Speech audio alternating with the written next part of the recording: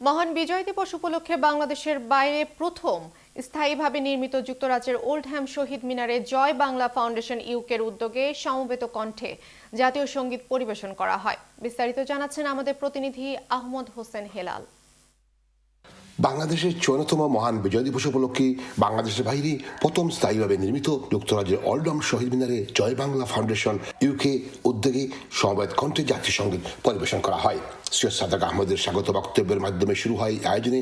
প্রবাসী বাংলাদেশি কমিউনিটির সর্বস্তরের মানুষ স্বতঃস্ফূর্তভাবে অংশগ্রহণ করেন।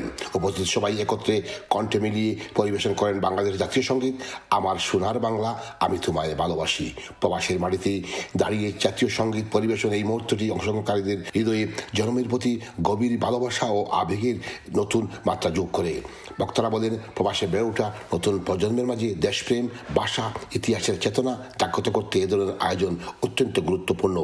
ভাষা আন্দোলনের মুক্তিযুদ্ধের চেতনা ধারণ করে এই প্রবাসে বাংলাদেশি সংস্কৃতি ঐতিহ্য ধারণ করা আমাদের নৈতিক দায়িত্ব বলে জানিয়েছেন তারা। বাংলাদেশের বাইরে প্রথম স্থায়ীভাবে নির্মিত ওল্ডহ্যাম শহীদ মিনারে সমবেত হয়েছি একটি কারণে, যে কারণটা হচ্ছে যে বাংলাদেশে আপনারা জানেন অনেকেই নতুন এসেছে এবং বলছে যে 16ই ডিসেম্বর কিছুই না, 16ই ডিসেম্বর কোনো দিন নাই।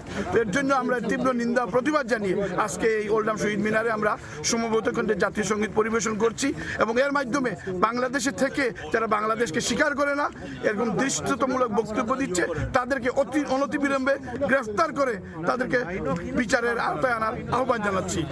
Ahmad Hossain Helal, channel S news, Oldham.